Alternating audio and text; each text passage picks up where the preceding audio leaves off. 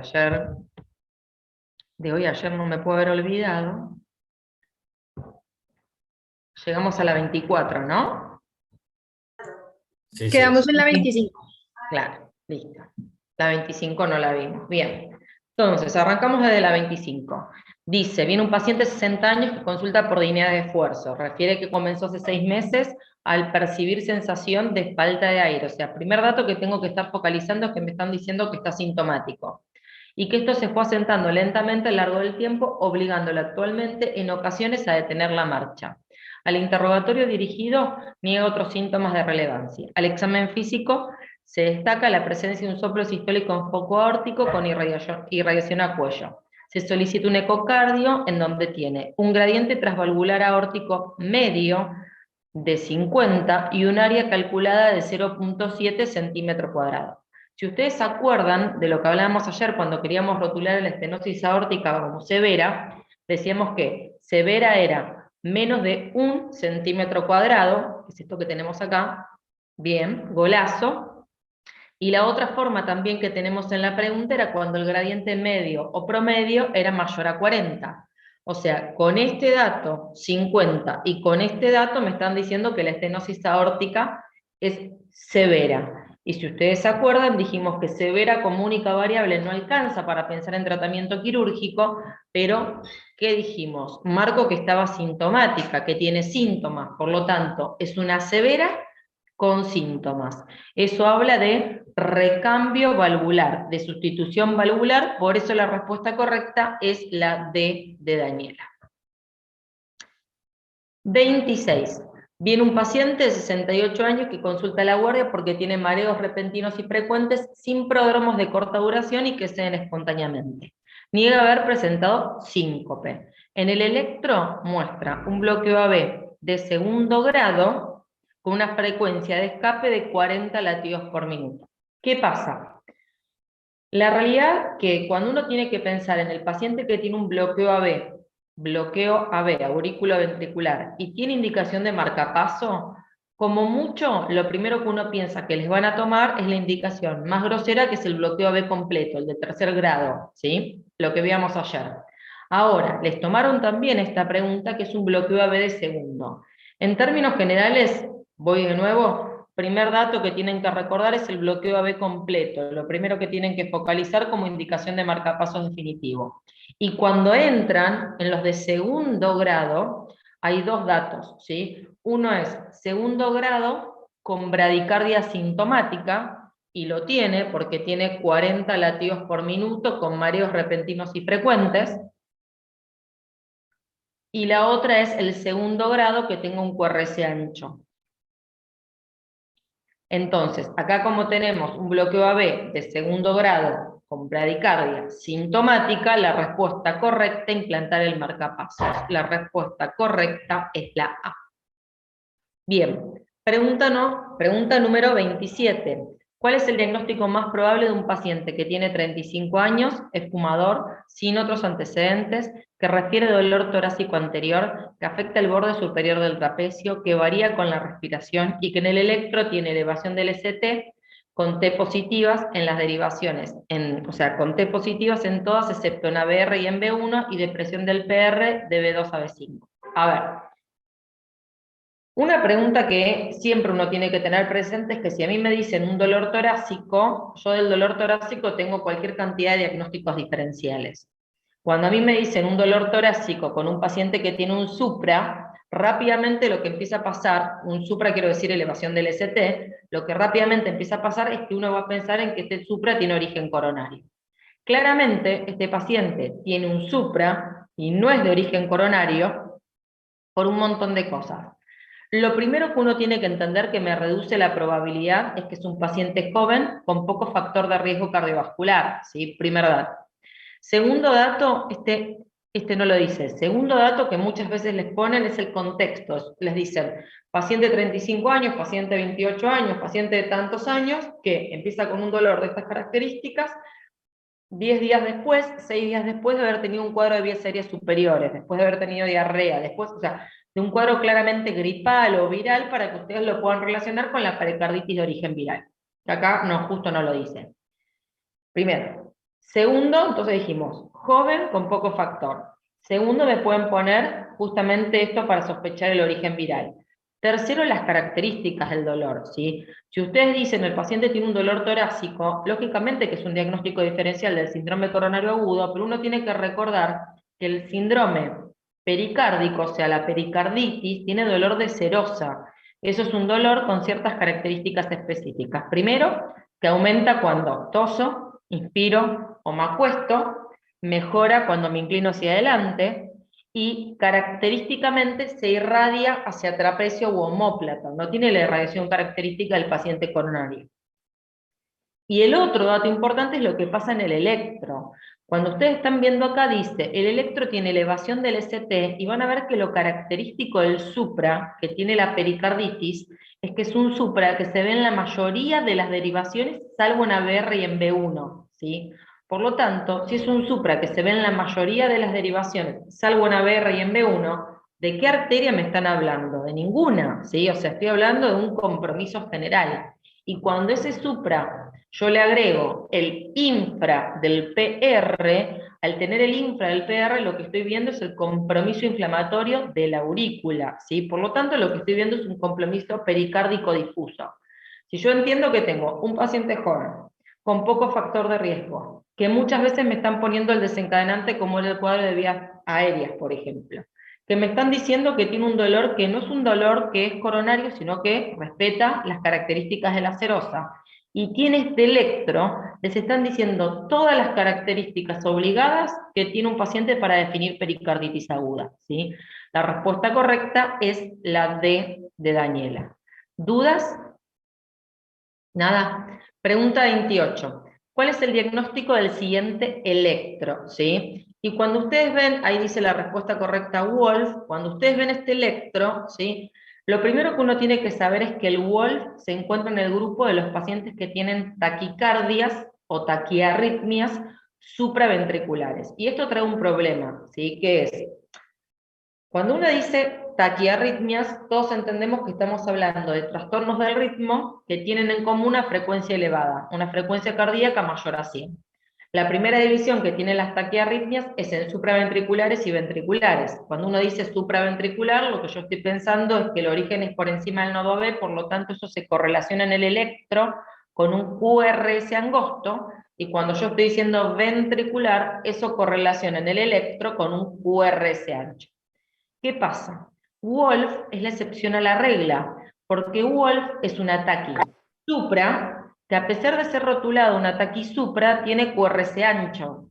Por lo tanto, yo entiendo que es un ataque supra, pero entiendo que en mi cabeza, cuando yo tengo el electro, va a ser un diagnóstico diferencial de la taquiventri, porque lo voy a ver rápido y con QRS ancho, ¿sí? ¿Qué tiene el Wolf?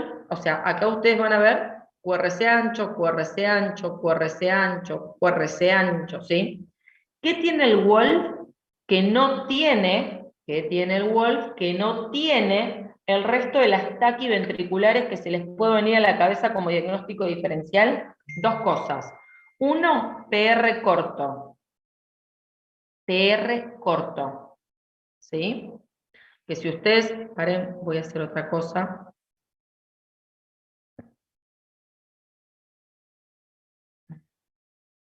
Que si ustedes lo ven acá, es sumamente corto. Un PR normal es de 0,12 a 0,20, ¿sí? Este PR tiene 0,8. ¿Bien? Primer punto. Y segundo punto, tiene esta rama de ascenso, que es lenta, y esa rama de ascenso lenta es la que se llama onda delta. O sea, las tres características electrocardiográficas de un Wolf es el QRS ancho, la presencia de la onda delta y el PR corto. ¿Me van siguiendo? Sí, perfecto. Sí, Sí, perfecto. sí. Bien. Doctora, A ver. ¿le puedo hacer una pregunta de la pericarditis? Sí, dame un segundo y acordátela, ¿eh? Si yo digo, entiendan la limitación de hacer esto con el mouse, ¿sí? Supongamos que yo me quiero imaginar que esto que dibujé es completamente normal, y acá yo les dibujo así. Lo primero que yo acá quiero mostrarles es que yo acá quise poner un PR normal y acá les estoy marcando un PR corto. Y lo segundo que les quiero mostrar es que justamente esta onda de ascenso tiene una conducción tan rápida que no altera la duración del QRS. Esta onda de ascenso tiene una conducción tan lenta que lo que termina generando es que el QRS se ensanche. Por lo tanto, lo que tienen que recordar es que esa onda de ascenso lenta, que es de preexcitación, se llama delta y es la determinante de ensanchar el QRS. ¿Me siguieron? Sí, Bien. perfecto. Creo que era Cata la que quería preguntar de pericarditis. Sí, le quería preguntar, ¿la depresión del PR siempre es de B2 a B5 o puede ser en cualquier derivación? No, puede ser más difusa, ¿eh?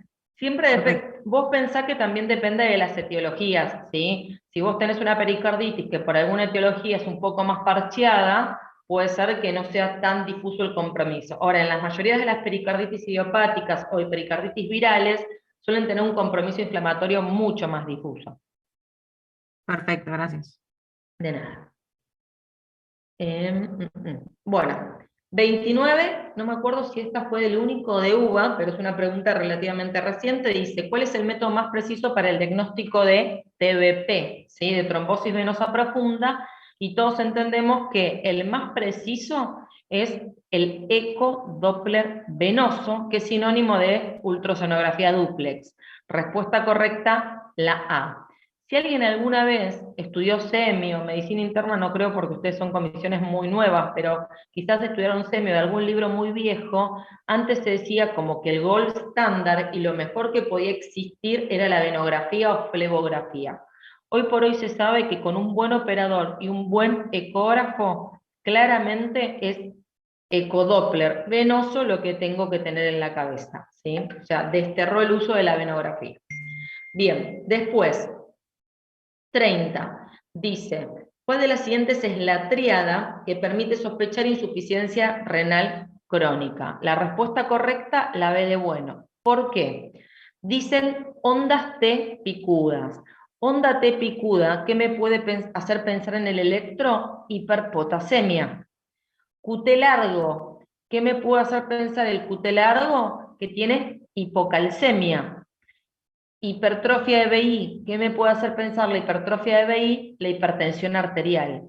Tres características que tienen los pacientes con insuficiencia renal crónica. Si ustedes se acuerdan, tener insuficiencia renal crónica es una etiología y es un desencadenante, también puede ser exactamente al revés, no se sabe a veces cuándo es primero el huevo o la gallina, ¿no? La hipertensión arterial, punto número 1. Si yo tengo hipertensión arterial, por hipertensión arterial puedo tener hipertrofia de BI, y si tengo insuficiencia renal crónica, ustedes saben que la insuficiencia renal crónica en el laboratorio tiene un montón de cosas, tiene anemia, tiene, no sé, hiperpotasemia, tiene acidosis metabólica, o sea, hay un montón de cosas, pero lo que les están diciendo acá es hiperpotasemia con la T picuda e hipocalcemia con el QT largo, mayor a 0,44. La respuesta correcta es la B. Bien. Pregunta 31. Bien, paren que quiero ampliar. Pregunta 31, ¿qué alteración nota en el siguiente electro? Primero,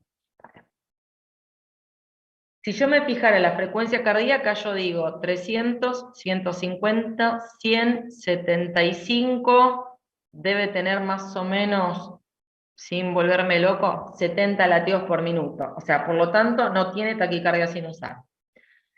Cuando ustedes van a ver el QT, no sé si se acuerdan, QT largo, el intervalo QT es el intervalo que va desde el inicio del complejo QRS hasta el final de la onda T. Por lo tanto, el intervalo QT lo que toma es complejo QRS, segmento ST y onda T. Por lo tanto, estoy diciendo, por ejemplo, arranca acá, termina ahí más o menos, un poquito menos, ¿sí? Se me fue el lápiz. Bien. Por lo tanto, lo que uno tiene que recordar que dijimos, para la bibliografía obligatoria el intervalo QT normal es de 0,44.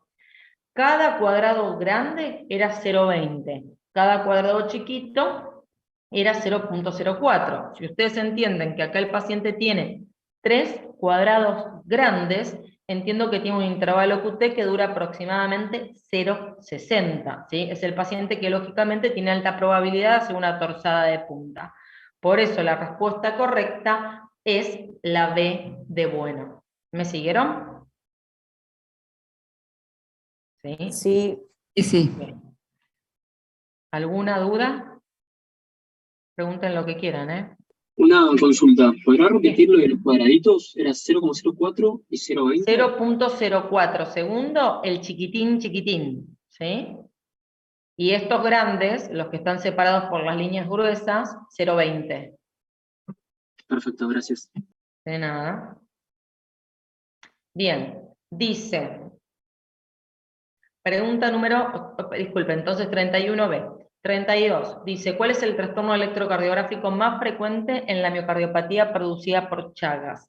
La clave de la pregunta es que dice más frecuente. Como dice más frecuente, la respuesta correcta es el bloqueo de rama derecha. Si la pregunta hubiera sido, ¿qué le suma especificidad? Porque yo entiendo que el bloqueo de rama derecha lo puede tener un chagásico y un paciente completamente normal, sin cardiopatía estructural ni alteraciones funcionales, ¿sí? Por lo tanto, si me dicen qué le suma especificidad, es el EMI bloqueo anterior izquierdo. El EMI bloqueo anterior izquierdo. Bien.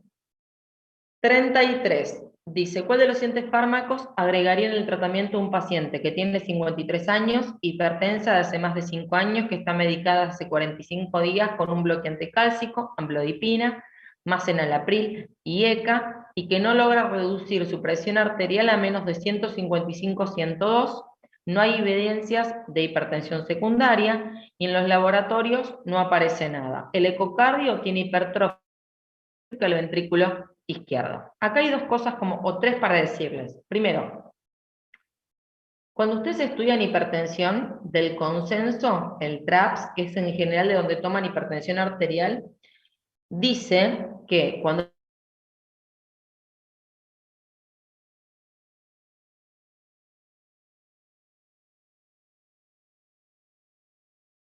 sistólica. Si ustedes se acuerdan lo que yo les contaba ayer, yo les decía, sin entrar en tanto detalle, ya con 160 en adelante de sistólica y o 100 en adelante de diastólica, tengo que hacer tratamiento combinado. O sea, que no tengo dudas porque esta señora tiene 102 con 2 drogas puestas. O sea, sin eso tendría mucho más.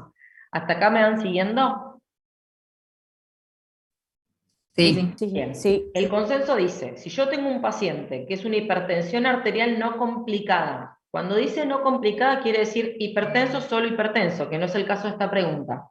Hipertenso, solo hipertenso, no tiene otra cosa que hipertensión arterial. O sea, ustedes les buscan daño de órgano blanco o condición clínica asociada y no lo tienen.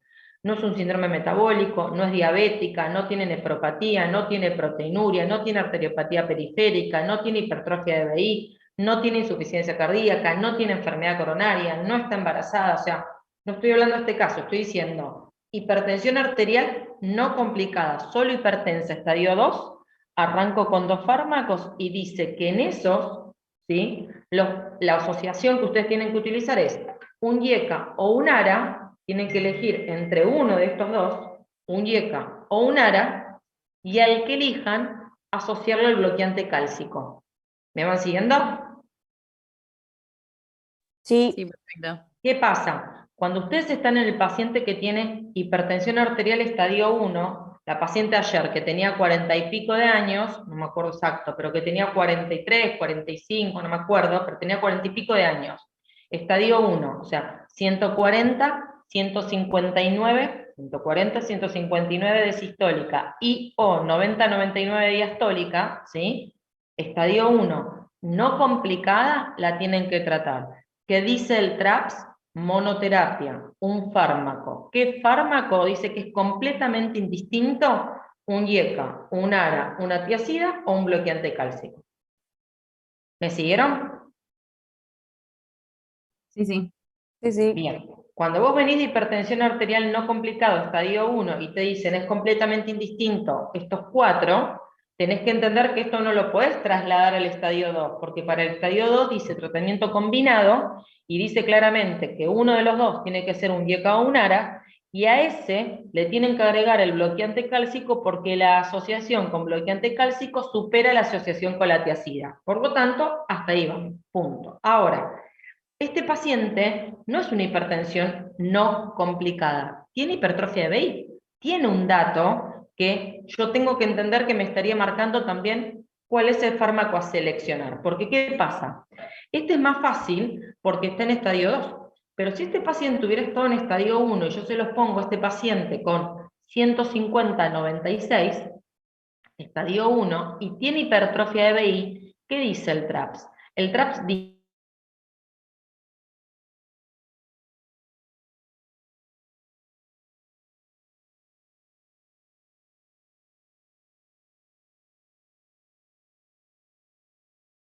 ahí, si yo lo tengo en estadio 1, no es lo que pasa cuando no es complicada, que me dice, es indistinto cualquiera de los 4. No, no es indistinto cualquiera de los 4, porque ya tiene hipertrofia de BI, por lo tanto la teoxina no juega en este grupo. Pero acá tienen menos dudas, porque está en estadio 2, era darle un DIECA o un ARA más un bloqueante cálcico, y tiene hipertrofia de BI. Si tiene hipertrofia de BI y yo tengo que asociar fármacos, asocio fármacos con potencia para hipertrofia de BI. Estábamos hablando, y esta ARA bloqueante cálcico, por lo tanto está bien lo que tenía. Tenía AMBLO y tenía PRIL. ¿Me siguen? Sí, sí. Bien, ahora, ¿qué les están tomando? Les están tomando un concepto que no lo dice el TRAPS, pero sí lo nombra Harrison, por lo tanto no estaría por fuera de la bibliografía obligatoria, que es, no sé si se acuerdan de una definición que es lo que se conoce como hipertensión refractario resistente, que es el paciente que no cumple la meta de presión fijada. En este paciente yo esperaría que tenga por debajo de 140/90, entonces es el paciente que no cumple la meta de presión fijada con 3 fármacos a dosis óptimas, de las cuales una tiene que ser un diurético. Si ya tiene AMBLO, si ya tiene PRIL, ¿qué le falta? El diurético. Por eso la respuesta correcta es hidroclorotiazida. ¿Vamos bien? Sí, perfecto. ¿Alguna duda? Al momento no. Bien. Pregunta número 34, entonces. Concurre a la consulta una paciente de 62 años que tiene antecedentes de EPOC y tabaco. Refiere palpitaciones hace 20 minutos previo a la consulta. Manifiesta que nunca había sentido algo igual. Su último chequeo fue hace una semana y todo era normal. O sea, todo este biribiri, todo este que dice, es para que uno entienda que lo que le pasa es recontra agudo, ¿sí? Tiene 20 minutos de evolución. Esa vuelta es para que ustedes digan, tiene 20 minutos de evolución. Al examen físico tiene un pulso irregular, está rápida, está normotensa, está bien perfundida, no está fallada. Usted le realiza un electro y ve el siguiente dato. El primer dato que uno tiene que entender es que esta paciente está taquicárdica. El siguiente dato que tengo que entender es que el QRS es angosto. El tercer dato que tengo que entender es que tiene un ritmo irregular. Lo sentí por pulso y lo veo en el electro. Y el siguiente dato no tiene P. O sea, lo que yo estoy viendo en el electro es un ritmo de FA. ¿Vamos bien? Sí. Sí. Bien, entonces tenemos un ritmo de FA de 20 minutos de evolución en alguien hemodinámicamente estable, ¿sí? Por eso la respuesta correcta es la B de bueno. ¿Qué pasa? Cuando ustedes están hablando, y acá no se tienen que enroscar, cuando ustedes están hablando FA, y el planteo es la cardioversión, o sea, yo tengo un paciente que está en FA y lo voy a cardiovertir, lo primero que ustedes siempre tienen que mirar en la pregunta, y por eso se los aclaran tanto, es que no tenga repercusión hemodinámica. Porque si este paciente, en vez de haber tenido 130/80, hubiera tenido 60 de sistólica, y yo entiendo que tiene 60 de sistólica porque tiene un FA a 150 por minuto, yo a ese paciente le tengo que hacer cardioversión eléctrica, porque está descompensado por el exceso de frecuencia cardíaca. Ahora, justamente les dan toda la vuelta, está normotenso, bien perfundido, no está fallado, para que ustedes digan, no tiene descompensación hemodinámica. Cuando yo voy a cardiovertir a una FA que no tiene repercusión hemodinámica, yo lo puedo hacer eléctrico o farmacológico. Cuando tiene repercusión hemodinámica, yo no tengo opción, es eléctrica. Si no tiene repercusión hemodinámica, es eléctrico o farmacológica, el libro no se juega por ninguna. Bien, ahora, ¿qué pasa? Yo lo voy a cardiovertir. ¿Hace cuánto está en FA? 20 minutos de evolución. ¿Cuál es la probabilidad que este paciente tiene de ya tener un trombo en la aurícula izquierda? Baja. Por lo tanto, yo a este paciente lo puedo cardiovertir sin tomar una conducta previa, precardioversión. Ahora, a mí me dicen que el paciente que tengo adelante tiene más de 48 horas de estar en FA, o desconozco el tiempo que está en FA, yo ahí tengo que entender que el paciente no tiene repercusión hemodinámica, no estamos hablando de que estamos en condición de urgencia en donde yo tengo que salvar la vida, y por lo tanto, como no estoy en esa situación, lo que tengo que evitar es complicación, es morbilidad, es que yo le clave una ACV, ¿sí? Por lo tanto, yo precardioversión en ese paciente tengo dos opciones. O le hago un eco transesofágico que descarte trombo y después lo cardiovierto, o lo que puedo hacer también es tenerlo anticoagulado correctamente y en rango, por lo menos durante 3 semanas y después cardiovertirlo. Acá yo les decía, el paciente cuando van a cardiovertir y no tiene repercusión hemodinámica, la bibliografía obligatoria te dice que puede ser eléctrica o farmacológica y no se juega. Y ustedes acá, en la opción A, tienen la eléctrica. ¿Por qué está mal la A? Porque dice urgencia. Y las 3 veces que tomaron cardioversión eléctrica de urgencia, aparece esa palabra, urgencia, lo dan como sinónimo de paciente en el contexto de repercusión hemodinámica. ¿Se entendió? Sí, Bien. perfecto. Bárbaro. 35 es una pregunta, es un electro del único. Esto cada cual la forma que quiera, chicos, ¿eh? Yo les voy a decir la que para mí es fácil. Yo cuento da cuadrados grandes. A mí dividir por... No, me vuelvo loca. Entonces, yo sé que está acá más o menos en la mitad un cuadrado grande. Entonces, primero, 300, 150, 100, 75, 60, 50, 42, 37 y menos, ya no lo sé porque sería casi sinónimo de muerte, ¿sí? Por lo tanto, entiendo que este paciente tiene 50 latidos por minuto. Respuesta correcta, la B. Perdón, Laura, ¿lo podés repetir? Yo voy bajando de a cuadrados grandes, ¿sí? Entonces, acá justo no tengo ninguno que me haya caído en la línea, ¿no? Pero digo, de a mí, si acá arrancas al medio, voy hasta medio. ¿Se entiende lo que quise decir ahí? Sí, sí, sí. Bien. Entonces, yo digo, Lu, 300, 150, 100, 300, 150, 100, 75, 60, 50, 42, Perfecto. y el siguiente 37. Listo, genial. Mil gracias. No de nada. Bien. Acá está otra de las que les tomaron. Dice, viene un paciente de 68 años que consulta a la guardia por disnea en clase funcional 4 con 70 de sistólica. Por lo tanto, ¿qué me quieren decir cuando me están haciendo este planteo? Que el paciente por algo tiene repercusión hemodinámica. Lo primero que tienen que mirar es que este electro está aprox, ¿sí?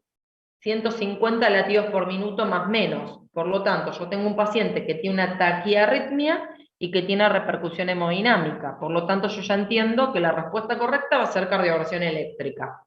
Pero, miro, está rápido, claramente tiene un QRS angosto, esperen que lo voy a agrandar. Claramente tiene un QRS angosto, ¿sí? Está irregular y no tiene P. O sea, lo que están viendo es una FA. ¿Qué pasa? Tienen que tener cuidado porque está tan rápida esta FA que lógicamente cuanto más rápida está, menos irregular parece. ¿Sí? Pero si ustedes lo miran, la distancia de acá a acá, por ejemplo, no es la misma que tienen de acá a acá o de acá a acá. ¿Sí? Si ustedes lo miran, se van a dar cuenta que el paciente está irregular. Entonces, tiene una FA con repercusión hemodinámica, la conducta correcta es la cardioversión eléctrica. ¿Vamos bien? Sí, perfecto. Bien, 37. ¿Qué compromiso valvular? Este es el único. ¿Qué compromiso valvular tiene un señor de 58 años que consulta por disnea progresiva de 2 semanas de evolución? O sea, disnea y válvula, la que quieran, ¿sí? O sea, todas las valvulopatías que ustedes están viendo pueden dar disnea. De 2 semanas de evolución y que al examen físico presenta un latido apexiano amplio, ahora se los digo, desplazado por fuera de la línea media clavicular, con ruidos cardíacos normales, con un soplo protomesodiastólico, con un pulso regular, amplio y tenso, y una sistólica de 170 y una diastólica de 60. Tienen 1000 datos. Si ustedes se acuerdan de la insuficiencia aórtica, o sea, la insuficiencia aórtica, por la causa que fuera, es la incapacidad que tiene la válvula aórtica para evitar que pase sangre durante la diástole desde la aorta al ventrículo izquierdo. Por lo tanto, estos pacientes tienen a nivel del ventrículo izquierdo mucha sobrecarga de volumen, ¿sí? Y justamente estos pacientes lo que terminan haciendo son dilataciones del ventrículo izquierdo recontra grande y recontra importante. Por lo tanto, como tienen dilatación de la cavidad, agrandan el ventrículo izquierdo, hacen hipertrofias excéntricas y manejan volúmenes elevados, es que justamente si agranda y tiene hipertrofia, el latido se desplaza hacia afuera y hacia abajo, ¿bien? Y si agranda y tiene mucho volumen, yo voy a ver que el ápex y el choque de punta es mucho más evidenciable. Primer punto. Siguiente punto es el soplo. El soplo de la insuficiencia aórtica característicamente es diastólico y decreciente. Siguiente dato, amplio y tenso el pulso, es lo que se conoce como Magnus y Zeller, o Zeller y Magnus, ¿sí? Y que tenga una sistólica de 170 y una diastólica de 60, ¿sí? Que la sistólica y la diastólica estén tan separadas, quiere decir que la presión diferencial está aumentada. Todo lo que les estoy diciendo son las características más groseras y más importantes que tiene la insuficiencia aórtica. Respuesta correcta, la D de Daniela. Bien, 38. ¿Vamos bien? ¿Sí? 38. Dice, lo consulto un paciente con antecedentes de angor crónico estable. Primer dato, es diabético. No sé si me cambia para la conducta, pero lo tengo presente. Se encuentra en tratamiento con simvastatina, con carbe, beta bloqueante, con aspirina, NTG y metformina en el almuerzo y la cena. A pesar de tener todo el tratamiento, continúa con síntomas, por lo cual ustedes van al examen físico y tiene 120/80, 60/16 afebril sin alteraciones importantes. ¿Qué pasa? El paciente tenía tratamiento y estaba sintomático. Entonces ustedes dicen, che, si está con tratamiento farmacológico, están apuntando a que el paciente tiene tratamiento farmacológico máximo y persiste con síntomas, yo le voy a hacer un estudio hemodinámico para intentar revascularizarlo y aportarle beneficios con la revascularización, ya sea para mortalidad o para síntomas. Cuando leen la hemodinamia, dice, usted le solicita una cinecoronariografía que informa obstrucción del 80% de la porción proximal de la descendente anterior y circunfleja. Por lo tanto, ustedes acá importa que sea diabético. ¿Por qué? Porque tengo dos vasos, de los cuales uno es la porción proximal de la DEA en un paciente diabético. Eso me dice que le tengo que hacer un bypass. En este paciente, el bypass que va a hacer, mejorarle los síntomas y reducirle la mortalidad. ¿Se entiende? Bien. Sí, perfecto. 39. Paciente varón de 48 años que viene para el control periódico de salud. Como antecedentes personales tiene enfermedad renal crónica y un filtrado menor a 45. Tiene 30. Si ustedes se acuerdan del TRAPS, decía paciente con enfermedad renal crónica y filtrado menor a 45, o clearance albuminuria, creatininuria menor, mayor a 300, muy alto riesgo, respuesta correcta, la D. Espérenme un segundito, chicos. Ay, hice cualquier cosa. Pero no lo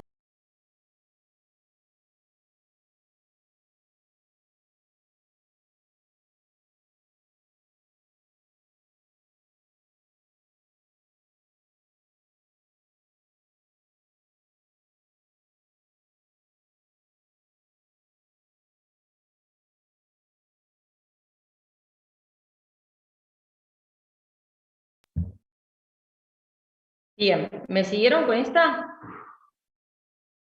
Sí, perfecto.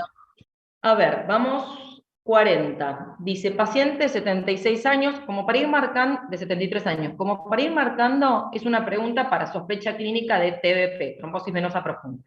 Entonces dice, paciente 73 años que cursa 5º día postoperatorio de fractura de cadera derecha. Ahí tiene factor predisponente, 1 punto. Comienza con dolor a la palpación en el miembro inferior izquierdo, 2 puntos. En la distribución de las venas profundas. Tiene edema compresible generando aumento del diámetro infrapatelar. Tiene 3, 4 puntos. Por lo tanto, más allá de esto, y sin enroscarme, lo que entiendo es que este paciente, como tiene 3 o más puntos, dijimos que por lo menos tiene 4, este paciente tiene alta probabilidad clínica de tener una TBP, y la conducta correcta cuando yo tenía alta, 3 o más, o intermedia, 1 o 2, era pedirle un Doppler venoso. Por eso la respuesta correcta es la A. ¿Me siguieron? Bien. Sí, sí. Pregunta 41. Dice, ¿cuál de los siguientes grupos de pacientes no se benefician con el uso de estatina? Acá, a ver, lo primero que les digo es lo que les decía ayer. Recuerden que estatina no tenemos un consenso, por lo tanto, dislipemia no tenemos un consenso, por lo tanto se estudia según Harrison, ¿sí? Antes de meterme en el Harrison, nadie tiene que dudar que, como vimos ayer, el paciente que tiene muy alto riesgo o alto riesgo, dependiendo la edad, tiene indicación de estatina, y dependiendo la edad, lo que quiero decir es que estoy ajustando la dosis, ¿no? Hago riesgo, hago edad y ajusto la dosis. Ahora, yo les decía ayer, aprendan a combinar los temas porque cardio muchas veces son preguntas combinadas, ¿sí? Este paciente que tenía enfermedad coronaria, como hablábamos ayer, yo les decía que independientemente que tenga enfermedad coronaria, puede no ser dislipémico, y por lo tanto le estoy dando estatina como pleiotrópico, o al revés, puede ser dislipémico y no tener enfermedad cardiovascular establecida. Entonces, junten conceptos. Del TRAPS aprendimos que alto riesgo y muy alto riesgo tienen indicación de estatina. Después tengo que ajustar la dosis a la edad. Bien. De Harrison, ¿qué es lo que tengo que aprender? Harrison dice, todo paciente que se encuentra en prevención secundaria, o sea, que tenga enfermedad cardiovascular establecida, ahí estamos diciendo lo mismo que si el TRAPS no me genera quilombo. Primer quilombo que me genera es que, si ustedes se acuerdan, cuando hablaban de alto riesgo cardiovascular o de muy alto riesgo cardiovascular, lo que ustedes podían utilizar en el TRAPS era el score de la OMS. Justamente Harrison, como es población norteamericana, no utiliza la OMS como score de riesgo cardiovascular y utiliza el que es American Heart, American College. O sea, ustedes van a ver AHA, AHA barra ACC. ¿Sí? American Heart, American College, mayor a 7.5% decenal, o sea, 10 años, tiene indicación de estatina, independientemente del LDL. ¿Me van siguiendo?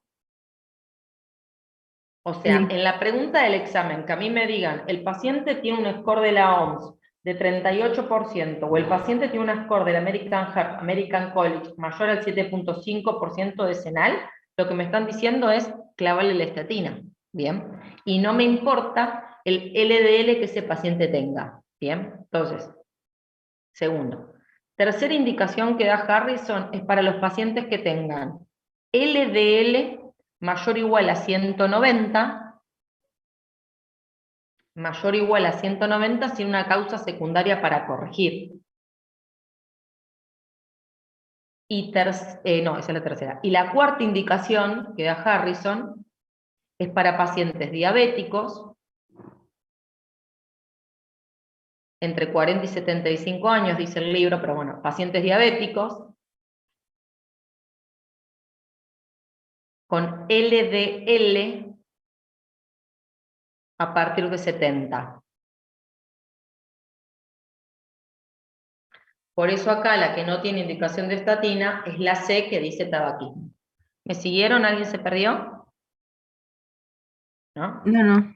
Bien. 42 es una pregunta que es para pensar en TEP, tromboembolismo de pulmón. Dice, tiene un paciente de 45 años que está cursando internación en 7º día postoperatorio de artroplastía de cadera. O sea, tiene reposo mayor a 3 días o cirugía mayor en el último mes. Con esto yo estoy sumando 1,5 puntos para el score de Wells.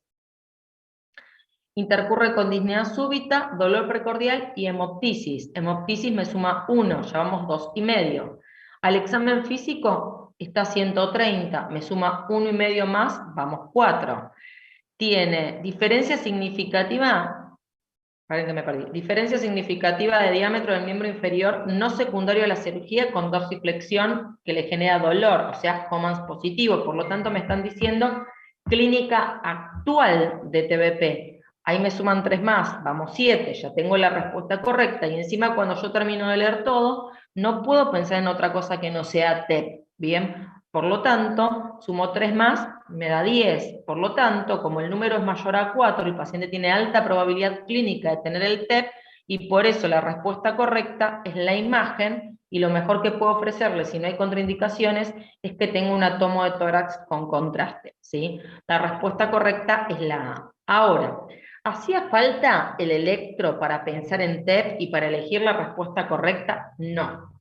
Pero ¿qué tiene el electro que es característico de TEP por la sobrecarga de cavidades derechas? Miren, si ustedes prestaron atención, acá arriba, por eso no me frené porque se los iba a contar ahora, en la pregunta 31 hay un patrón que es S1Q3T3. Ese es un patrón que es un patrón electrocardiográfico de cavidades, de sobrecarga de cavidades derechas. Entonces, cuando yo voy acá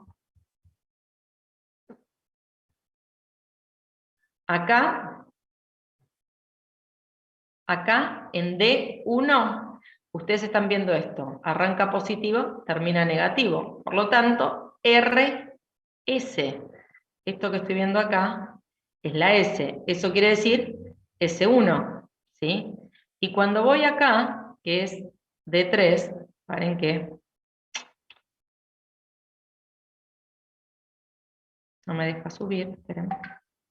Y cuando voy acá, que es D3, ustedes acá en D3 van a ver que arranca así, negativa, positiva, y tiene una T negativa. Entonces, en D3 tiene una Q, eso es, acá habíamos visto S1, y acá veo Q3, y acá tengo una T negativa, por lo tanto, T3. Esto es la Q, y esta es la T. ¿Se entiende? Sí, perfecto. Bien. ¿Alguna duda? ¿Algo para preguntar? ¿Nada? No. Bien. O sea, una pregunta, ¿eso lo veríamos en un TEP? Sí. Vos, a ver, es un patrón de sobrecarga de cavidades derechas característicamente más del agudo. ¿Por qué? Porque cuando vos tenés patrón de sobrecarga de cavidades derechas, algo mucho más frecuente es cuando vos pensás, por ejemplo, en el cor pulmonale del crónico, el EPOC, ¿te acordás? No sé Sí, quién me sí. preguntó, disculpa, Juan Ignacio está. Pero ¿qué pasa? La trampa que tiene es que es cuando vos tenés un paciente que es un cor pulmonale crónico, porque ese POC, más allá de que el contexto clínico, el caso clínico va a ser completamente diferente, lo que tiene es que cuando vos sos EPOC tenés atrapamiento aéreo, y el atrapamiento aéreo lo que hace es alejar el corazón del tórax. Por lo tanto, lo que vos estás haciendo es alejar el corazón del electrodo, y ese aire que tenés interpuesto reduce el voltaje. Entonces, lo más característico de este grupo de pacientes es justamente la reducción de voltaje en la mayoría de las derivaciones. ¿Sí? Perfecto, gracias. De nada. Y otra cosa que aprovecho para mostrarles, ¿sí? Cuando uno piensa en TEP, ¿sí? A ver, hay algo que es sobrecarga de presión, y eso se mide con el ST y la T, o sea, la sobrecarga de presión que se mide con el ST y la T es repolarización ventricular, y cuando uno habla de hipertrofia de VI, se mide con el QRS que altera la despolarización ventricular. ¿Me siguen? Ok. Sí. Bien. Cuando un paciente tiene un TEP, muchas veces en el contexto del TEP, cuando es muy agudo, lo que uno ve es la sobrecarga sin llegar a ver la hipertrofia, porque para hacer hipertrofia necesitas un poquito más de tiempo. Pero este paciente, aparte, tiene acá hipertrofia de BD. ¿Por qué? Porque en condiciones habituales, en B1, la mayoría del QRS tiene que ser negativo. La mayoría del QRS tiene que tener su amplitud negativa. Cuando ustedes están viendo que la mayoría es positiva en B1, eso es para que piensen hipertrofia de BD. Bien. 43. Paciente de 50 años con antecedentes de diabetes tipo 2, dislipemia y tabaco.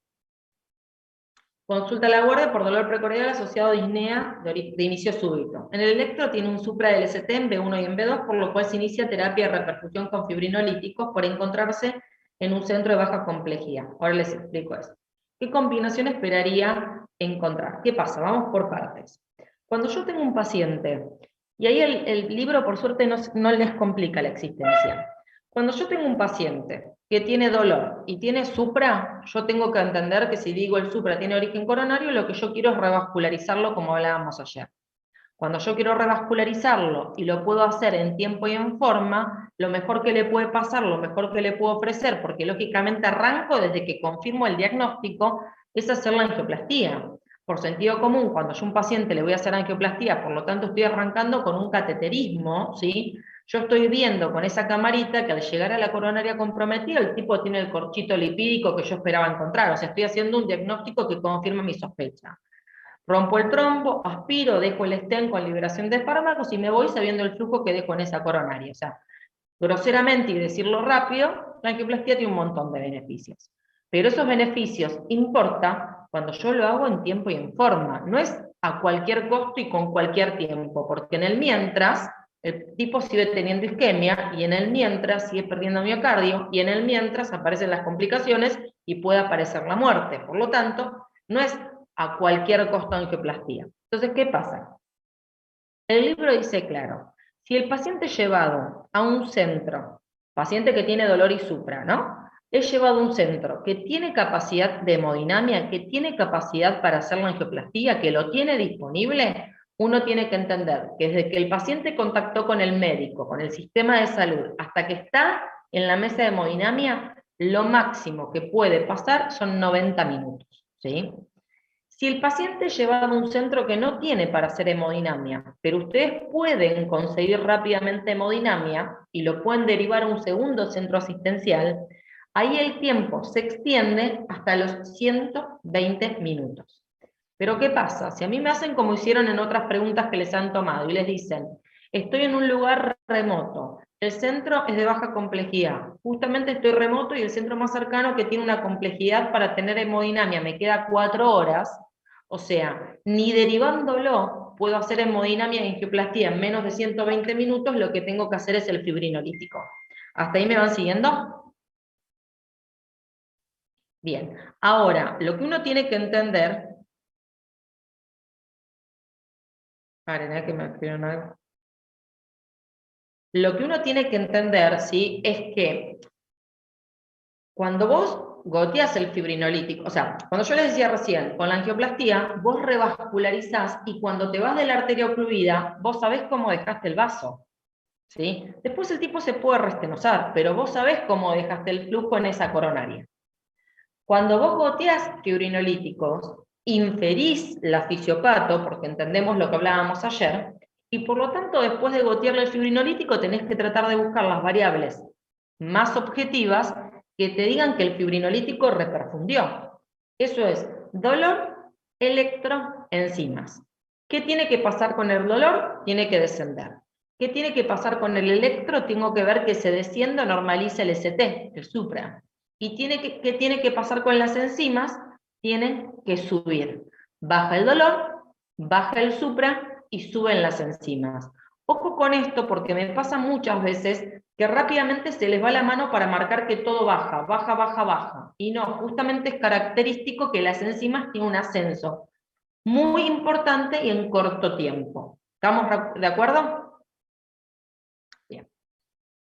Entonces, 43C.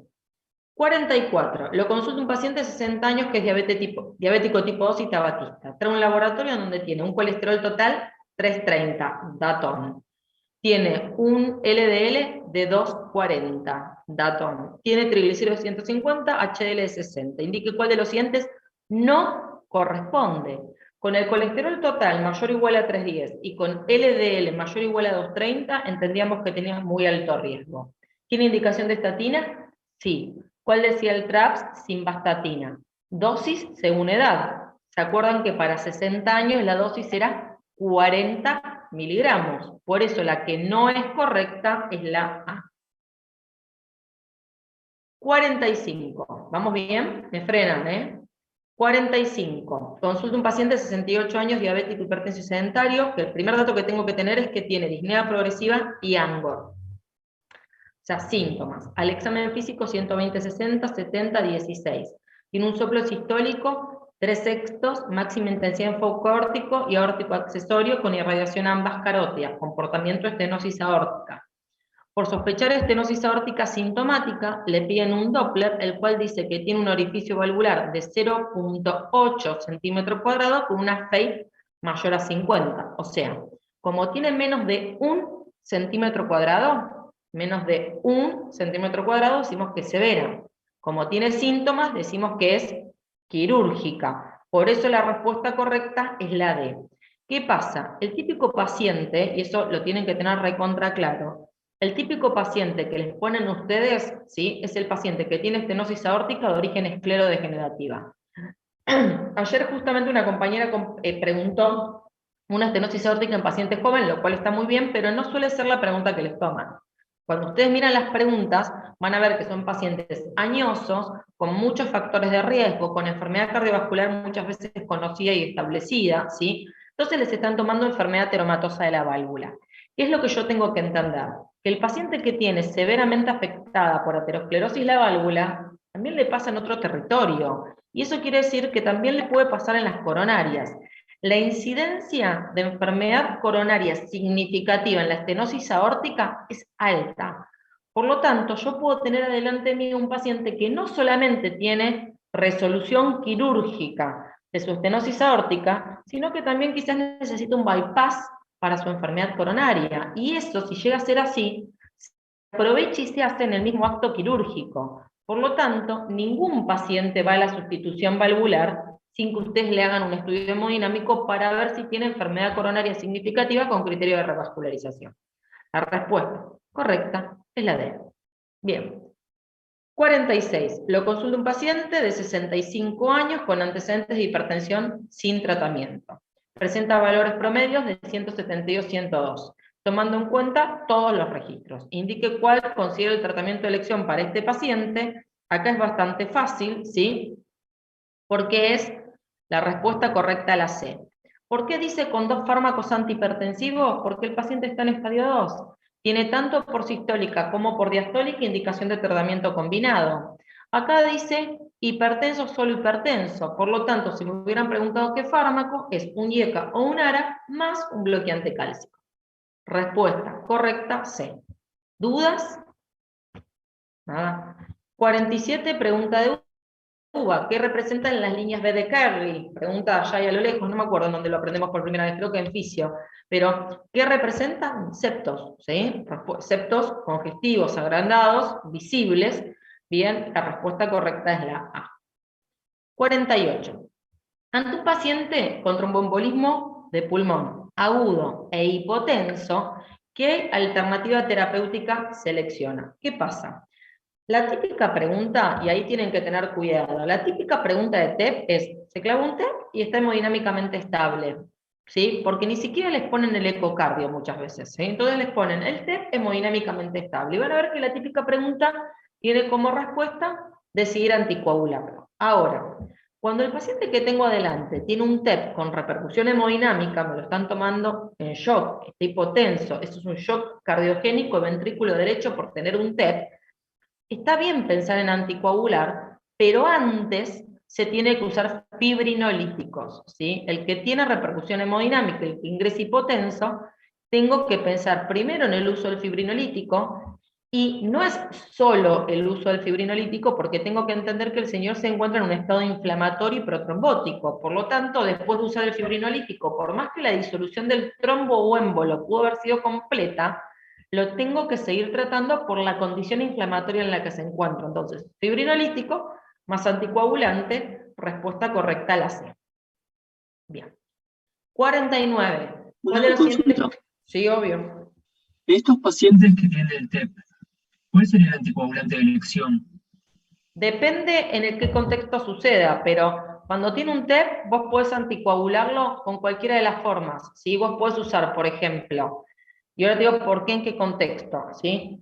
Vos podés usar heparina de bajo peso, y después que entra en rango con acenocumarol, o podés directamente darle rivaroxaban. Ahora, ¿qué pasa?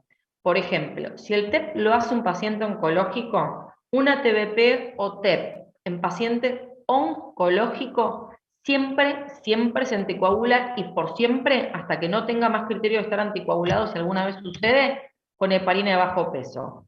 ¿Por qué? ¿Por qué le vas a dar, por ejemplo, enoxaparina? Porque más allá de que lo estás anticoagulando, la heparina de bajo peso tiene dos efectos que le sirve al paciente oncológico, que es antiinflamatoria y que inhibe la angiogénesis.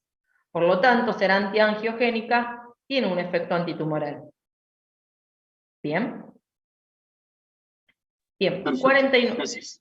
No, de nada. 49. ¿Cuál de los siguientes cuadros es compatible con un shock séptico hiperdinámico? Si se acuerdan, ayer yo les decía, shock séptico hiperdinámico, para justamente ponerse hiperdinámico y así elevar el gasto cardíaco o el volumen minuto, tenía que estar taquicárdico y vasodilatada. Eso quiere decir taquicárdico y con resistencia arterial periférica o sistémica, si hablo de vasodilatada, baja. Taquicardia, vasodilatación. Dije volumen minuto o gasto cardíaco alto, lo dice la palabra, hiperdinamia. Y paciente chocado, bien claro, hipotenso. Respuesta correcta, la B. ¿Vamos bien hasta acá? Bien, 50, esta es la primera que no es verdadera, es una pregunta conceptual para que tengan algunas cosas para repasar electro. Dice, ¿cuál de las siguientes opciones es correcta sobre el electro? Y la respuesta correcta, todas. Son cosas que hablábamos ayer. Ahora me meto con bloqueo de rama en una más adelante. 51. Usted se encuentra a cargo de un paciente de 83 años que cursa el 5º día posoperatorio de reemplazo de cadera, de nuevo. Le refiere que comenzó con disnea y ortopnea. Al examen físico está taquicárdica. Otro dato, taquipnéica con yugular de 2/3, con colapso que no presentaba previamente. El miembro inferior se encuentra con edema 3/6 positivo desde el 2º día después de la cirugía. Por lo tanto, cuando ustedes se empiezan a sumar, de nuevo, es otra pregunta de sospecha clínica de TEP, es otra pregunta con un paciente de alta probabilidad, y la respuesta correcta va a ser la C. 52. Paciente de 60 años llega a la guardia que refiere dolor precordial opresivo con irradiación a mandíbula y brazo izquierdo, 10 en 10 de media hora de evolución. Usted le realiza un electro de 2 derivaciones y tiene un supra LST de 2 milímetros en cara anteroseptal. Le da aspirina. ¿Cuál considera que es la conducta terapéutica más adecuada a continuación? Y se acuerdan lo que hablábamos ayer, ¿sí? Muchísimas veces yo no tengo todo el tratamiento que le quiero dar al paciente, que es darle la aspirina, darle la carga de estatina, ponerle el beta bloqueante. Entonces, ¿a qué van? Al concepto más grosero. ¿Qué es lo que tengo que pensar? Revascularizarlo, ¿sí? Y revascularizarlo ayer, o sea, cuanto antes, mejor. Por eso dice reperfusión de urgencia. Respuesta correcta, la C. Bien. 53. Usted atiende en su consultorio un varón de 70 años con antecedentes de insuficiencia cardíaca, tabaquismo y hipertensión. Tiene un pulso irregular y desigual. Le hacen un electro y tiene un FA 84 latidos por minuto sin otra particularidad, ¿sí? ¿Cuál considera usted que es la conducta terapéutica más adecuada? Bien, a ver. B. ¿Qué pasa? Estaba mirando el resto de las opciones para saber cómo me ordeno. Cuando uno tiene un paciente que está está en FA, ¿sí? Y va a vivir en FA, uno tiene que entender que hay dos pilares que no se pueden olvidar, ¿sí? Dos pilares que no me puedo olvidar es control de frecuencia cardíaca y valorar si el paciente tiene criterio para estar anticoagulado por la probabilidad de que haga un trombo y por ende embolice, o sea, lo que conocemos como el capítulo de prevención de ACV-NFA. Bien, ¿qué pasa? Con la bibliografía obligatoria, porque no sé qué esperó en la carrera, para decir qué paciente con una FA no valvular ustedes van a anticoagular, tienen que saber utilizar el lector que se llama ChatBask. Vale, agarro el lapicito. Lo escribo acá que tengo más espacio.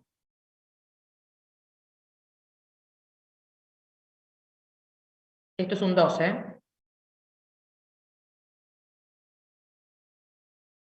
Otro 2 después de la S. ¿Qué pasa con esto? A ver. Esto es un score que son con siglas en inglés. Por eso, a ver. Cada letra, cada letra que es un factor suma un punto. Y la letra que atrás tenga pegada al 2 es la que suma 2 puntos. Entonces, por ejemplo, la C es de insuficiencia cardíaca, es de congestive, ¿sí? Entonces, la C suma un punto. La H de hipertensión suma un punto. La A, cuando es mayor a 75 años, suma 2. La D, que es diabetes, suma 1. La S, que es stroke, y ahí entra ACV, AIT, embolia sistémica, suma 2. VAS, que es vasculopatía, suma 1.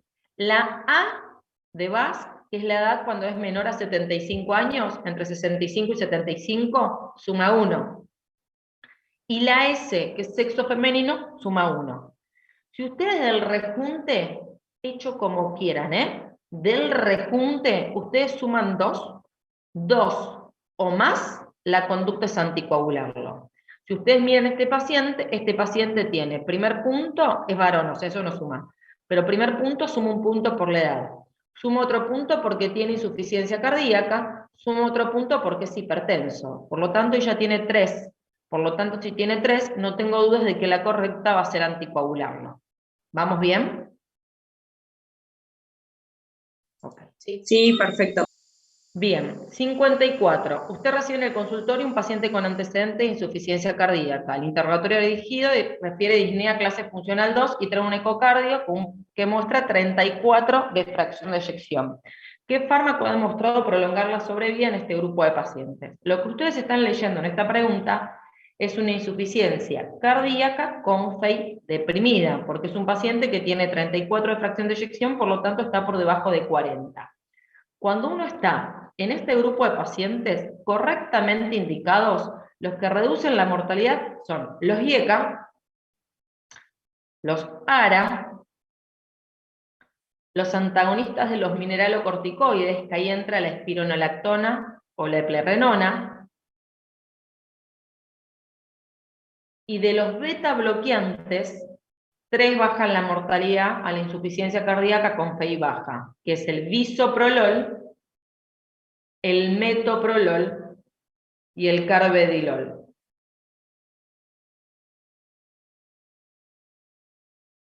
¿Me siguieron? ¿Necesitan que repiten? ¿Lo puedes repetir, por favor? Sí. Uno dice bisoprolol, beta bloqueantes, bisoprolol, metoprolol, carvedilol,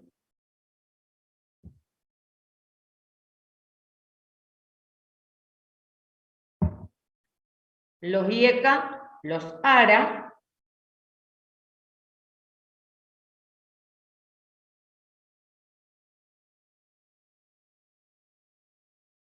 espiro y eplerenona.